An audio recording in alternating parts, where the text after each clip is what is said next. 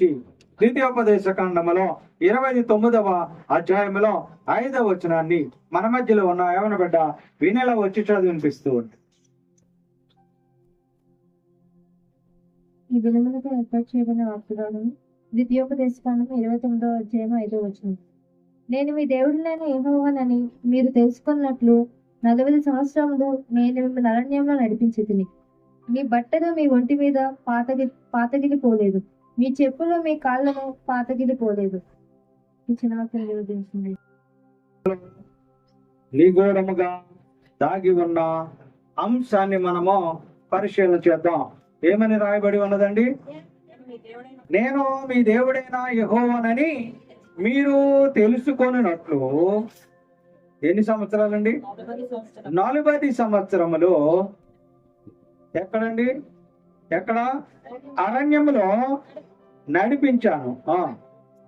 చూడండి, మీ బట్టలు మీ ఒంటి మీద పాతగిల్లిపోలేదు, మీ చెప్పులు మీ కాళ్ళను పాతగిల్లలేదు. ప్రియులారా, ఈ సెంటెన్స్ లో నుంచి మనము లోతుగా పరిశీలన చేసినప్పుడు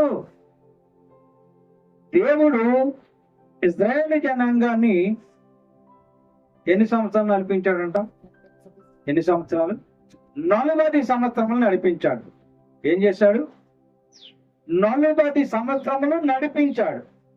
చూడండి విశ్వాసులారా, ఈ యొక్క వాక్యం ఉంటున్న ప్రతి ఒక్కరికి కూడా కొన్ని సంవత్సరాల వయసు ఉంటుంది. అది 20 కావచ్చు, 30 కావచ్చు, 40 కావచ్చు, 50 కావచ్చు, 60 కావచ్చు, 70 కావచ్చు. ఎంతైనప్పటికీ కూడా ప్రతి మనిషికి కొన్ని సంవత్సరాల వయసు ఉంది. సరే, అది ఎన్ని సంవత్సరాల వరకు బతుకుతాం అనేది వేరే అంశం.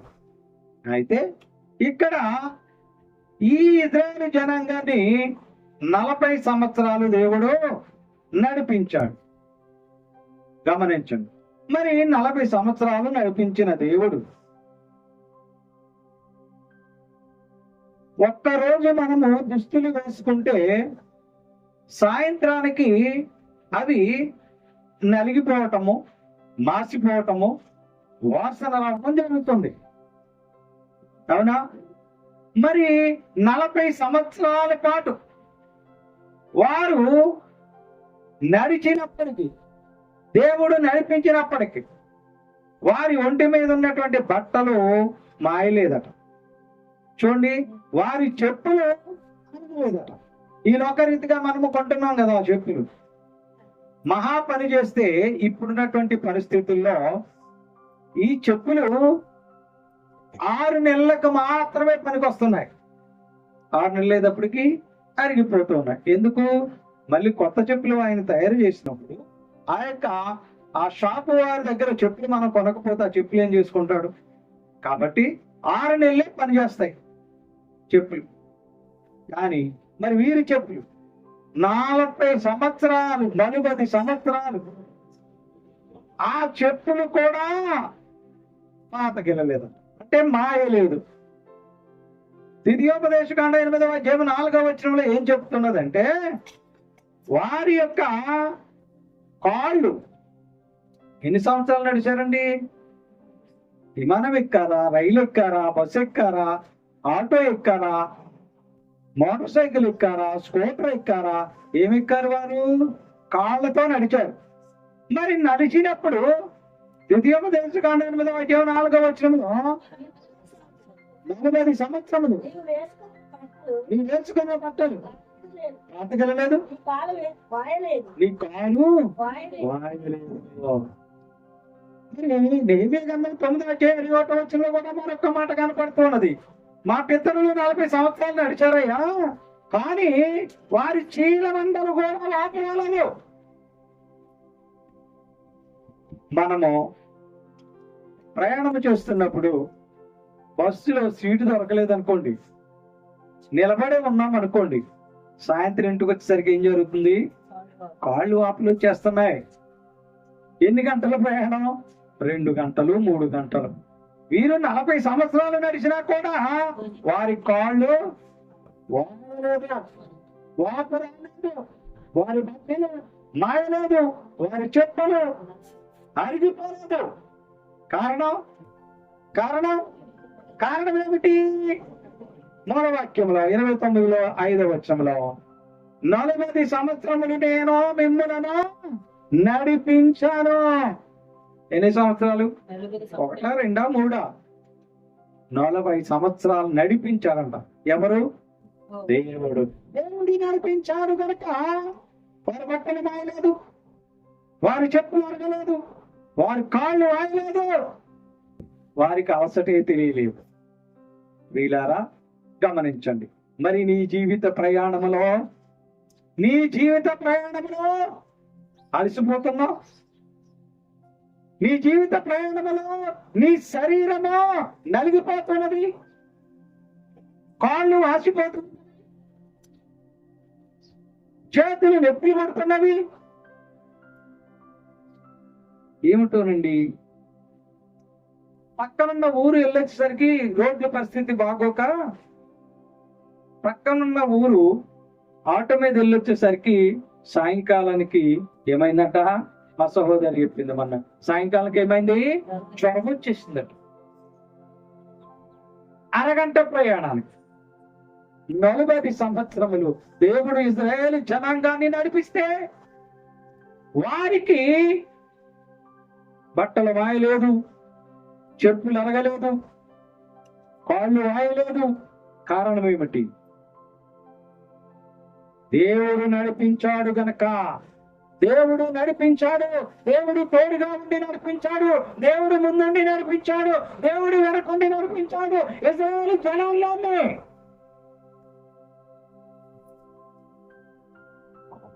మరి నిన్ను నడిపిస్తున్నాడా? నిన్ను నడిపిస్తున్నాడా? ప్రియ సంగమా, ప్రియ విశ్వాసులారా, ఆలోచించండి. మిమ్ములను దేవుడు నడిపిస్తూ ఉన్నాడా? మరి ఇశ్రాయేలు జనాంగాన్ని నడిపించడానికి కారణం ఏమిటి? మనల్ని దేవుడు ఎందుకు నడిపించడం లేదో ఆలోచించుకున్నారా? దేవుని వాక్యం సెలవిస్తున్నది. 107వ కీర్తనలో 6-7 వచనాలు చదివినప్పుడు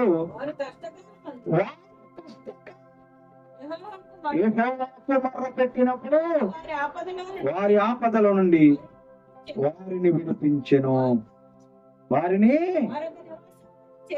వారి ఒక నివాసములను చేరినట్లు ఏం త్రోవండి? చక్కని త్రోవలో వారిని నడిపించను. ప్రియులారా గమనించారా?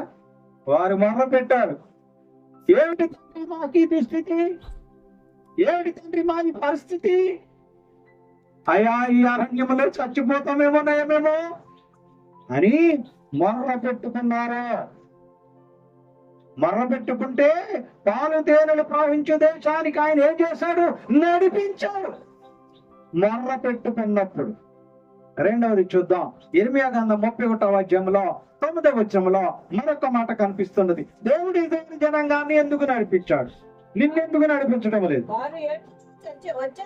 వారు ఏడ్చుచూ వచ్చెదరు, వారు నన్ను ప్రార్థించుచుండగా నేను వారిని నడిపించుదను. ఎప్పుడు ప్రార్థన చేసినప్పుడు. అయ్యా మేము ఆకలితో అలమటిస్తున్నాము తండ్రి, తినటానికి తిండి దొరకటం లేదయ్యా అంటే ఏం చేశాడు దేవుడు? పర్లేదు నడుచుకుంటూ వెళ్ళిపోండి అన్నాడా? కాకులతో ఆహారం పంపించాడు కదా. పంపించాడా? అయ్యా నీళ్ళు తాగటానికి దాహం వేస్తున్నదయ్యా అంటే బండను కొట్టు అన్నాడు మోషేతో. బండను కొడితే ఏమొచ్చినాయి? రాళ్లలో నుంచి నీళ్లు వచ్చినాయి. వదిలేశాడా? ఎందుకో తెలుసా? ఆయన నడిపిస్తున్నాడు అక్కడ. మరి ఎందుకు నడిపించారంటే వారు యెహోవాకు మొరపెట్టారు. ఎందుకు నడిపించారంటే వారు ప్రార్థన చేశారు. మూడవది యెషయా గ్రంథము 57వ అధ్యాయం 18వ వచనం. మూడవది యెషయా గ్రంథములో 57వ అధ్యాయంలో 18వ వచనంలో నేను వారి ప్రవర్తన చూసి వారిని నడిపించుదును, వారిని నడిపించేదను. ఎప్పుడు? మన ప్రవర్తన బాగున్నప్పుడు. ప్రియులారా, నిన్ను నడిపిస్తున్నాడా దేవుడు? నిన్ను నడిపించగలుగుతున్నాడా? వారైతే ఆయన నడిపిస్తూ ఉన్నాడు, స్వస్థపరుచు ఉన్నాడు. ఎన్ని రోగాలు వచ్చినాయండి? ప్రియులారా, గమనించండి. మరి దేవుడు నిన్ను నడిపించాలనుకుంటున్నావా? ఇశ్రాయేలు జనాంగాన్ని నడిపించిన దేవుడు నిన్ను నడిపించాలని కోరుకుంటూ ఉన్నావా? మరి ఎక్కడికి నడిపించాలని ఏమన్నా అడుగుతూ ఉన్నావా? అయ్యా, నాకు ఆస్తి, మేడలివి, మెత్తులివి, నాకు బంగారం ఇవి, వెండివి, నా బిడ్డలను ఆశీర్వదించు, నా బిడ్డలను దీవించు, నా బిడ్డలకు ఉద్యోగాలు ఇవి, నా బిడ్డలకు కార్లు ఇవి అనే ప్రార్థిస్తున్నావా? ఎక్కడికి నడిపించాలో అనే విషయం నీవు తెలుసుకుంటూ ఉన్నావా? దేవుని వాక్యం స్పష్టంగా తెలియపరుస్తూ ఉన్నది. మిమ్ములను 5 ప్రదేశాలకు, 5 ప్రాంతాలకు దేవుడు నడిపించాలని ఆశపడుతూ ఉన్నాడు. ఇశ్రాయేలు జనాంగాన్ని నడిపించిన దేవుడు నిన్ను కూడా నడిపించాలనుకుంటూ ఉన్నాడు. కానీ నీవు నన్ను నడిపించుమని అడగలేకపోతున్నావేమో. లేఖన భాగంలో ఏమి రాయబడిందో యెషయా గ్రంథములో 42వ అధ్యాయములో 16వ వచనములో ఒక మాట మనకు కనపడుతూ ఉన్నది. వారు ఎరుగని మార్గమున వచ్చేదను, వారు ఎరుగని త్రోవలలో వారిని నడిపింతును. నీకు తెలియని త్రోవలోకి దేవుడు నిన్ను నడిపించాలనుకుంటూ ఉన్నాడు. నువ్వు అడగటం లేదు ఆ విషయం. వీళ్ళారా, గమనించండి. రెండవది, యెషయా గ్రంథములో 48వ అధ్యాయములో 21వ వచనంలో చెప్పబడుతున్నది, ఎడారి స్థలములలో ఆయన నిన్ను నడిపిస్తాడు. ఎడారి స్థలములలో ఆయన వారిని చూస్తారా? మరి నీ జీవితం ఎడారిగా మారిందేమో. ఎడారిగా మారిన నీ జీవితంలో కూడా ఆయన నిన్ను నడిపించగలగాలి. నిన్ను నడిపించాలి. ఎడారిలో ఏముంటుందండి? ఎండ, ఇసుక, ఎక్కడ తాగటానికి చుక్క నీరు దొరకదు. ఇసుకలో ఎంతసేపు నడవగలమండి? అందుకని ఎడారి ప్రాంతంలో ఒంటెల మీద వెళ్ళటానికి కారణం ఏమిటనుకుంటున్నారు? ఆ యొక్క ఇసుకలో నడవటానికి ఒంటెకు మరి కాలు పడవంటే కనుక అది నడవటానికి దానికి అనుకూలత ఏర్పడుతుంది. మనం ఎంతసేపు నడవగలం? ఇసుకలో కాలు దిగబడిపోతూ ఉంటది. ఆ కాలు తీసి కాలు వేయటానికి శక్తిని కూడగట్టుకోవాలి. అలాంటి ఎడారి మార్గంలో, అలాంటి ఎడారి దారిలో నిన్ను నడిపిస్తాడంట. నడిపిస్తే ఏమవుద్ది? కంటిన్యూషన్ చదవండి. నిన్ను ఎడారిలో నడిపిస్తే వారికి దప్పిక లేదు. రాతి కొండలో నుండి వారి కొరకు ఆయన నీళ్లు ఉపక చేస్తును. సరే, ఆ ఇసుకలో నీటి ఓటం దేవుడు ఏర్పాటు చేస్తాడా? ఆగని కొడుకుకి మంచినీళ్ళు లేవని చచ్చిపోతాడని ఏడుస్తుంటే దేవుడిని అడిగితే ఏం చేశాడు? అప్పుడు దాకా అక్కడ నీళ్ళు లేవు కదా. మరి నీరు దొరకని ప్రదేశంలో దేవుడు ఏం చేశాడు? దాహానికి నీరును చూపించాడు. దేవుడు నడిపిస్తే ఎక్కడ? నీ జీవితం ఎడారిగా మారిన నీ జీవితంలో దేవుడు నడిపిస్తే నీకు ఎలాంటి దప్పిక ఉండదు. ఎందుకంటే నీటి ఓటను ఆయన చూపిస్తాడు. ఇది రెండవది. మూడవది కూడా చూద్దాం. 49 యెషయా గ్రంథం 49వ అధ్యాయంలో 10వ వచనంలో చెప్పబడుతున్నది, వారి యందు ఫలించువాడు తోడుకొని పో. 49:10లో నీటి బుగ్గల యొద్ద వారిని నడిపించును. కాబట్టి ఏముండదు? నీటి బుగ్గల యొద్దకు దేవుడు నడిపిస్తే ఏముండదు? తప్పుకుండదు, కలుగదు, ఎండ ఏమీ తగలదు. దేవుడు నడిపిస్తే నీకు ఎండ తగలదు. దేవుడు నడిపిస్తే నీకు ఆకలి వెయ్యదు. ప్రియులారా, గమనించండి. ఇది మూడవది. మొదటిది మంచి త్రోవలో దేవుడు నడిపించాలని ఆశపడుతున్నాడు.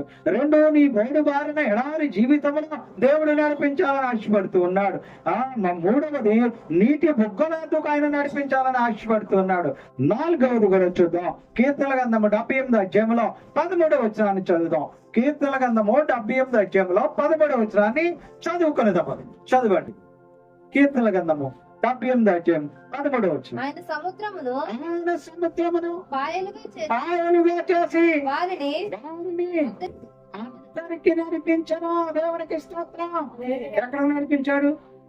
ఎక్కడికి? అందరికి అంటే గమ్యానికి. ఎందుకు సముద్రాన్ని ఏం చేశాడు ఆయన? రెండు పాయలుగా చేసి సముద్రపు నడి ఏర్పాటు చేశాడు. అది నడుచుకుంటూ ఆ చివరికి వెళ్ళిపోయారు. వారు వెళ్ళిన తర్వాత మళ్ళీ సముద్రాన్ని కలిపేశాడు. ఎక్కడికి చేరారు ఇప్పుడు? వారు చేరవలసినటువంటి గమ్యానికి, అద్దరికి ఆయన ఏం చేశాడు? నడిపించాడు. మరి నీ జీవితంలో నీకో గమ్యం ఉండాలి కదా, నీకో లక్ష్యం ఉండాలి కదా. ఆ గమ్యం చేరటానికి, ఆ లక్ష్యాన్ని చేరుకోవటానికి ఆయన నిన్ను నడిపిస్తాడు. ఆయన నడిపించకపోతే నీ లక్ష్యాన్ని నీవు చేరలేవు. ఆయన నడిపించకపోతే నీవు గమ్యాన్ని నీవు చేరలేవు. ఆ అద్దరికి నీవు వెళ్ళలేవు. ఎందుకని? ఆయన నడిపించాలి. ఆయన నడిపించకుండా నా సొంత తెలివితేటలు, నా చదువు, నా బలము, నా బలగము ఉన్నది కదా అనుకుంటే సాధ్యము కాదు. ప్రియులారా, ఆలోచన వచ్చింది. ఇది నాలుగవది. ఐదవది కూడా మనం గమనించినట్లయితే 106వ కీర్తనలో 9వ వచనంలో ఐదవది కనిపిస్తూ ఉన్నది. 106వ కీర్తనలో ఆయన ఎర్ర సముద్రమును అది ఆరిపోయింది, మైదానం మీద నడిచినట్లు ఆయన జలములను నడిపించను. నీ జీవితము ఎంత అగాధంగా ఉన్నప్పటికీ, నీ బ్రతుకు ఎంత అగాధంగా ఉన్నప్పటికీ, ఆ అగాధములో నుండి కూడా దేవుడు నిన్ను ఏం చేస్తాడట? నడిపిస్తాడు. ప్రియులారా, ఆలోచన వచ్చింది. గమనించండి, ఎక్కడికి నడిపించాలని ఆశపడుతున్నాడు దేవుడు? నిన్ను ఎక్కడికి నడిపించాలని ఆశపడుతున్నాడు?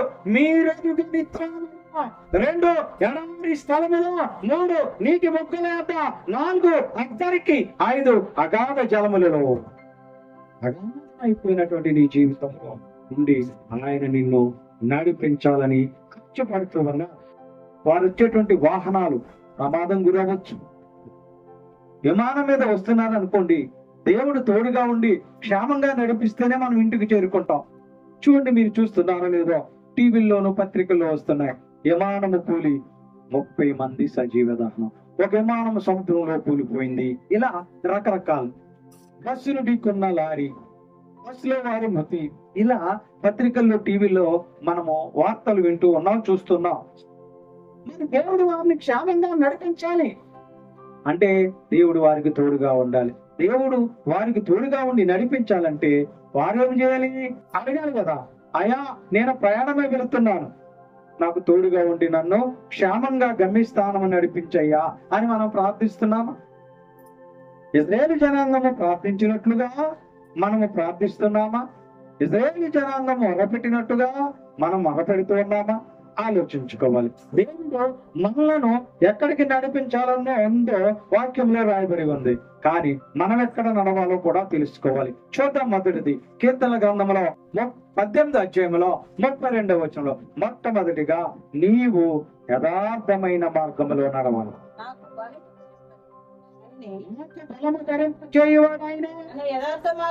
నన్ను యథార్థ మార్గమున నడిపించువాడు ఆయనే. ఎక్కడ నడవాలి ఇప్పుడు? నువ్వు యథార్థ మార్గంలో నడవాలి.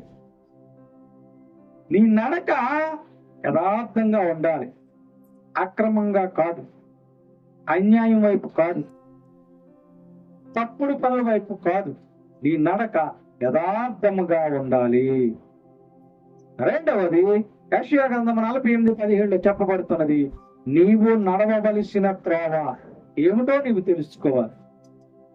నువ్వేమి నడవాలి, ఎక్కడికి నడవాలి అనంటే మొట్టమొదటిది యథార్థ మార్గంలో నడవాలి.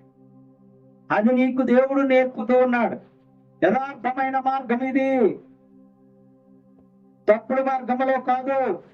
కాబట్టి యథార్థమైన మార్గంలో నీవు నడవాలి అనంటే నీవు నడవవలసిన త్రోవ ఆయన నీకు తెలిపాలి. ఆయన ఇశ్రాయేలు జనాంగానికి మీరు ఇలా వెళ్ళండి, ఇటు వెళ్ళండి, ఇలా నడవండి అని సూచిస్తూ నడిపించాడు. కనుకనే వారు క్షేమంగా ఉన్నారు. మరి నీవెలా ఉన్నావు? నీవు నడవలసిన త్రోవ ఏమిటో నీకు తెలుసా? చూడండి ప్రియులారా, యోహాను సువార్తలో 16వ అధ్యాయంలో 13వ వచనాన్ని చదువుదాం. యోహాను సువార్త 16వ అధ్యాయంలో 13వ వచనాన్ని చదువుదాం. అయితే ఆయన అనగా సత్య స్వరూపి అయిన ఆత్మ వచ్చినప్పుడు మిమ్మను ఎక్కడికండి? సర్వ సత్యమునికి నడిపించాలనుకుంటున్నాడు. సత్యం ఏదో తెలుసుకోవాలి. ఏది సత్యం, ఏది అసత్యం అనేది తెలుసుకోవాలి. అందుచేత సర్వసత్యం ఏమిటి? దేవుని యొక్క వాక్యము సర్వసత్యము అని లేఖన భాగాల్లో రాయబడి ఉన్నది. ప్రియులారా, సర్వసత్యం ఏమిటి? దేవుని వాక్యం. వాక్యం అంటే ఎవరు? దేవుడు. మరి దేవుడి గురించి తెలుసుకోకుండా నువ్వు నానా రకాల పాట్లు పడుతున్నావు. మనుష్యులు చేసిన ప్రతిమల వైపు వెళుతూ ఉన్నావు. మనుషులు సృష్టించిన దానిని నీవు కొలుస్తూ ఉన్నావు, పూజిస్తూ ఉన్నావు. సర్వసత్యములోనికి రావటం లేదు. అందుకనే దేవుడు సర్వసత్యములోనికి నిన్ను నడిపించాలని ఆశపడుతున్నాడు. అయ్యా, నాకు సర్వసత్యము నేర్పుమయ్యా, అందులోకి నన్ను నడిపించుమయ్యా అని నువ్వు ప్రార్థన చేసుకునేవానిగా ఉండాలి అని వాక్యములో రాయబడి ఉన్నది. అయితే దేవుడు నడిపించాడు ఇశ్రాయేలు జనాంగాన్ని. నిన్ను ఎలా నడిపించాలో ఆయన ఆశపడుతున్నాడు. నీవెక్కడికి నడవాలో వాక్యము చెలపబడుతూ ఉన్నది. మరి దేవుడు ఎంతకాలం నిన్ను నడిపిస్తాడు? నిన్ను ఎంతకాలం నడిపిస్తాడు? ఇశ్రాయేలు జనాంగాన్ని ఎక్కడి వరకు నడిపించాడు? ఎక్కడి వరకు నడిపించారు? వారు గమ్యస్థానము చేరే వరకు నడిపించాడు. మరి నిన్ను ఎక్కడికి నడిపిస్తాడు దేవుడు? అసలు నిజంగా దేవుడు నిన్ను నడిపిస్తాడా? వాక్యములో చూద్దాం. కీర్తన గ్రంథంలో 48వ అధ్యాయంలో 14వ వచనంలో ఒక మాట రాయబడి ఉన్నది.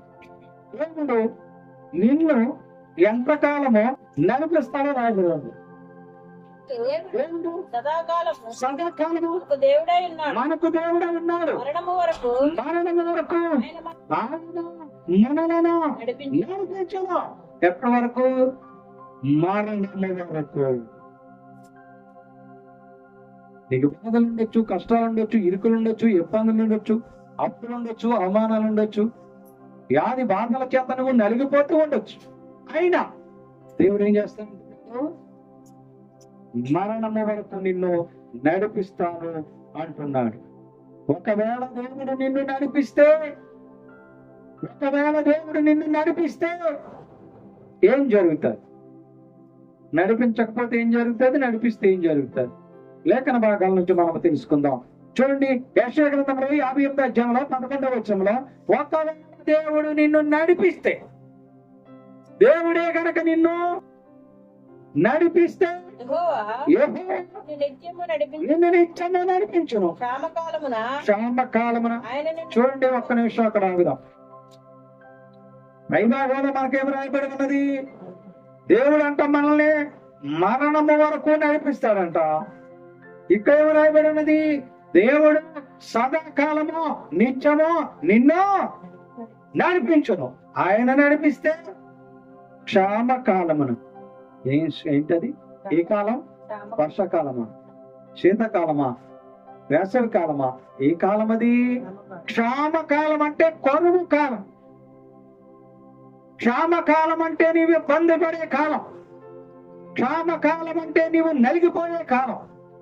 ఆ కాలమున నీవు ఆయన నిన్ను తృప్తిపరిచి ఆయన నిన్ను తృప్తిపరిచి నీ ఎముకలను నీ ఎముకలను బలపరుతును. ఏం చేస్తాడు?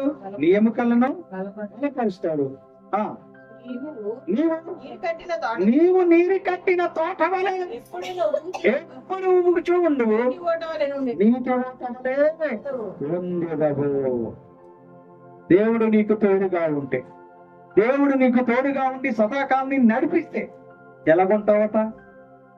నీ మీదకి క్షేమం వచ్చినా, కరువు వచ్చినా, కాటకం వచ్చినా, ఇరుకొచ్చినా, ఇబ్బంది వచ్చినా ఆయన నిన్ను ఎలా ఉంచుతామంటున్నాడు?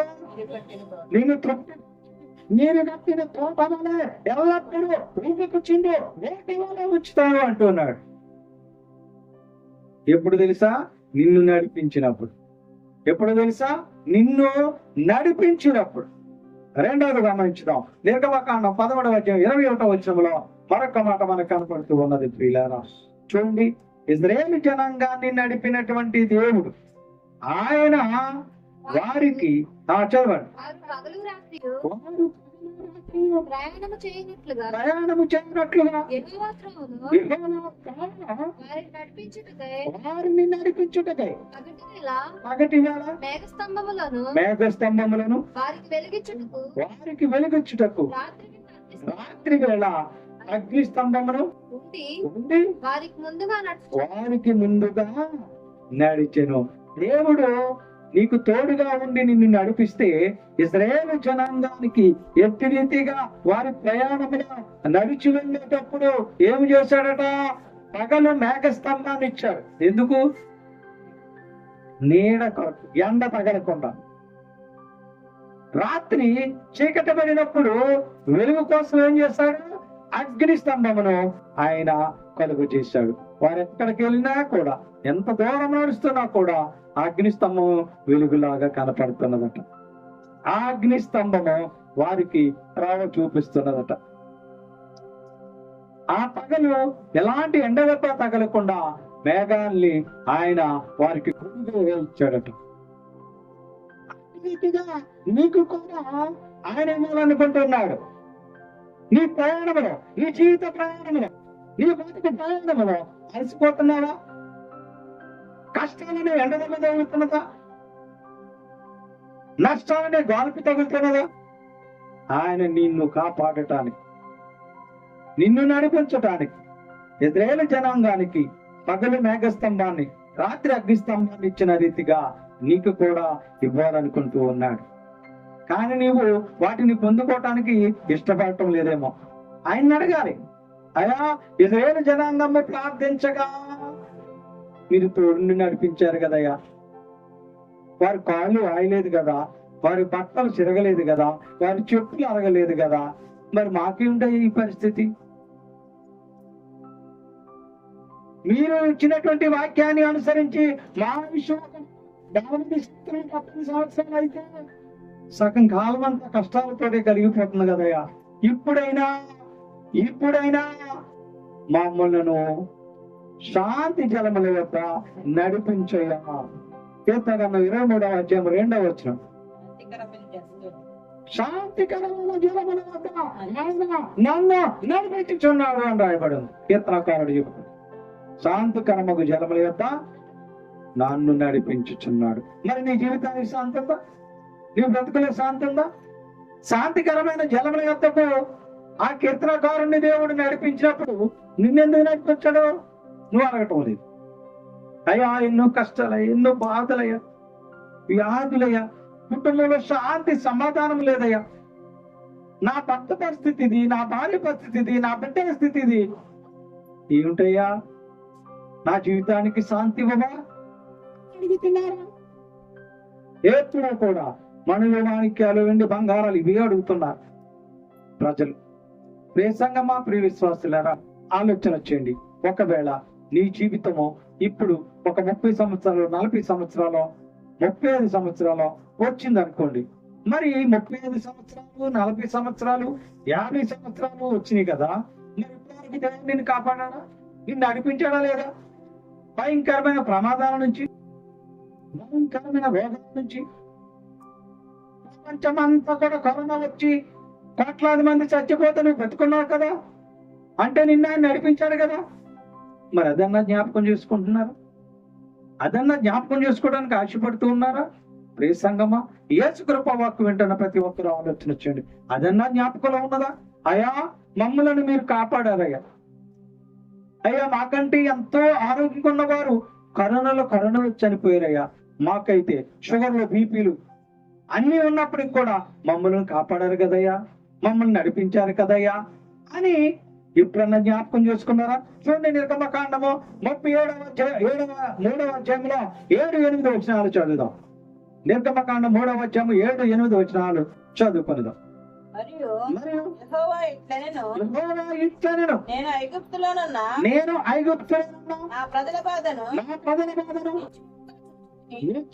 చూచదుని. పనులలో తమ్మును కష్టపెట్టే వారిని బట్టి వారు పెట్టిన మొరను వింటిని. వారి దుఃఖములు నాకు తెలిసే ఉన్నవి.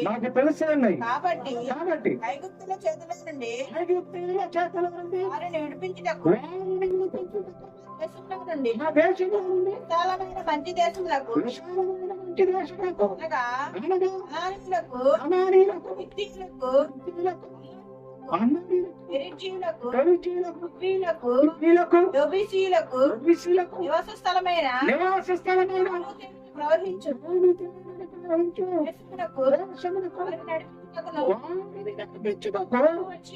నేను దిగి వచ్చాను. ఎవరిని? ఇజ్రాయేలు జనాంగాన్ని పాలు తేనెలు ప్రవహించు దేశమునకు నడిపించటానికి ఆయన దిగి వచ్చాడు దేవుడు. మరి మనల్ని నడిపించడానికి దేవుడు 2024 సంవత్సరాల క్రితం మనుష్య కుమారుడుగా దిగి వచ్చాడు నిన్ను నన్ను నడిపించడానికి. మన పాపాల ప్రాయశ్చిత్తం కొరకు ఆయన కలువరి నలగొట్టబడి శరీరాన్ని నాకటి చాలే దండించుకొని గాయాలు పొంది చనిపోయాడు. మరోసారి రాబోతూ ఉన్నాడు నిన్ను నడిపించడానికి. ఎక్కడికి? సర్వసత్యములోనికి నడిపించడానికి ఆయన రెండోసారి రాబోతూ ఉన్నాడు. అదన్నా జ్ఞాపకం చేసుకుంటున్నారా? చూడండి, ద్వితీయోపదేశకాండం 8వ అధ్యాయం 2వ వచనం చదవండి. ద్వితీయోపదేశకాండము 8వ అధ్యాయము 2వ వచనం చదవండి. ఆయన కలువరి సిలువలో చనిపోయాడని మరియు నీవు ఆయన ఆజ్ఞలను గైకొందు లేదో నిన్ను శోధించి నీ హృదయంలో నుండి తెలుసుకున్నటకు అరణ్యంలో ఈ 40 సంవత్సరములు దేవుడైన యెహోవా నిన్ను నడిపించిన మాటని జ్ఞాపకము చేసుకొనుము. నిజమే, ఇజ్రాయేలు జనాంగాన్ని 40 సంవత్సరాలు నడిపించాడు. ఒకవేళ నీ వయసు 40 అయితే ఈ 40 సంవత్సరాలు కూడా నిన్ను నడిపించాడు కదా, ప్రయాణాల్లో నడిపించాడుగా. జ్వరాలు వచ్చినప్పుడు, జాడ్యాలు వచ్చినప్పుడు, రోగాలు వచ్చినప్పుడు, బాధలు వచ్చినప్పుడు, కష్టాలు వచ్చినప్పుడు, నిన్ను అందరూ వదిలేసినప్పుడు, నిన్ను అందరూ చేదరించినప్పుడు, నిన్ను అందరూ బాధించినప్పుడు నిన్ను నడిపించాడు కదా. మరి నువ్వు జ్ఞాపకం చేసుకుంటున్నావా? అయ్యా నీవు నా కొరకు మనుష్య కుమారుడిగా ఈ లోకానికి వచ్చి ఆ కలువరి శిలువలో చనిపోయిన దేవా నీవు ఎంత ప్రేమయ్యా అని ఎప్పుడన్నా జ్ఞాపకం చేసుకున్నామా? ప్రియ సంగమా, ప్రియ విశ్వాసులారా, ఆలోచన వచ్చింది. అందుకే దేవుడు మనల్ని నడిపించిన విధానాన్ని బట్టి కూడా మనము జ్ఞాపకము చేసుకోవాలని వాక్యము మాట్లాడుతూ ఉన్నది. ప్రియులారా, సంగమా, ప్రియ విశ్వాసులారా, ఒకవేళ ఇప్పటి వరకు మీరు దేవుని నడిపించిన విధానాన్ని బట్టి దేవుణ్ణి జ్ఞాపకము చేసుకొని వారిగా ఉన్నట్టయితే ఇప్పుడైనా మనల్ని నడిపించిన క్రమాన్ని బట్టి జ్ఞాపకము చేసుకోవాలి. మనము దేవునికి విరుద్ధంగా నడిచినప్పటికీ, దేవుని మాటను వినకపోయినప్పటికీ, దేవుడిచ్చిన ఆజ్ఞల్లో ఏ ఒక్కటి కూడా పాటించకపోయినప్పటికీ ఆయన మనల్ని నడిపిస్తూనే వచ్చాడు. కాబట్టి ఆయన ఇంకనూ నిన్ను నడిపించాలంటున్నాడు, కోరుకుంటూ ఉన్నాడు యథార్థ మార్గంలో నడిపించాలని. నిన్ను దేవుడు సర్వ సత్యములోనికి నడిపించాలని ఆశపడుతూ ఉన్నాడు. కాబట్టి నిన్ను నడిపించేది దేవుడే. మరి నీవు నడిచే క్రమంలో ఎలా నడుస్తున్నావో పరిశీలన చేసుకో. నీ నడవడికి ఎలాగున్నదో ఆలోచించుకో.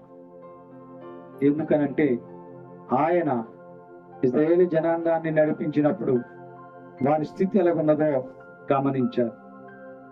ఆయన నడిపిస్తే క్షామకాలమున మనకి తృప్తి కలుగుతారు. ఆయన నడిపిస్తే మనకు ఎన్ని శ్రమలున్నా ఎన్ని బాధలున్నా మనకి ఆకలేయదని దప్పికేయదని దేవుని వాక్యము సెలవిస్తూ ఉన్నది. మరి ఆయన్ని నడిపించాలని నువ్వు కోరుకుంటే ఆయన మాట చొప్పున నడుచుకోవాలి, ఆయన వాక్యానుసారము జీవించాలి. ఆయన చెప్పిన వాక్కులను ఏ ఒక్కటి కూడా మర్చిపోకుండా తూచా తప్పకుండా పాటించాలి. అలాగూ నీవు చేసినట్లయితే దేవుడు నిన్ను సర్వసత్యములోనికి నడిపిస్తాడు. ఎడారి జీవితంలో నుంచి నిన్ను బయటికి నడిపిస్తాడు. క్షేమకరమైన జీవితంలోనికి నిన్ను నడిపిస్తాడు. క్షేమకాలం నిన్ను నడిపిస్తాడు. కావున ప్రియ సంగమా, ప్రియ విశ్వాసులారా, నిన్ను నడిపించేది ఎవరో తెలుసుకో. ఈ లోకంలో మనుషులు నిన్ను నడిపించలేదు. ఏదైనా యాక్సిడెంట్ అయినప్పుడు, కాలో చెయ్యి విరిగినప్పుడు మన భార్య కొద్ది రోజులు మనల్ని పట్టుకుని నడిపించవచ్చు. మన బిడ్డలు నడవటం ప్రారంభించినప్పుడు వాడు పడిపోతారని చెయ్యి పట్టుకుని మనం కొంత దూరం నడిపిస్తాం, పెద్ద అయ్యాక వాళ్ళని వదిలేస్తాం. కానీ దేవుడు వదిలేవాడు కాదు, తోడుగా ఉండి నడిపించేవాడు. ఆయన నీకు తోడుగా ఉండి నడిపిస్తే నీ జీవితము సంతోషకరంగా ఉంటది, ఆనందకరంగా ఉంటది. అందుచేత అట్టి రీతిగా మీరందరూ కూడా ప్రార్థనాపూర్వకంగా ముందుకు కొనసాగుతూ దేవుడు అనుగ్రహించేటువంటి దీవెన ఆశీర్వాదాలకు పాత్రలుగా మిగలాలని తెలియపరుస్తూ ఈ నా కొద్ది మాటలు ముగిస్తూ ఉన్నాను. దేవుడి వాక్యమును మనందరి వెనికిడిలో దీవించును గాక. ఆమేన్. మీ అందరికీ నా వందనం.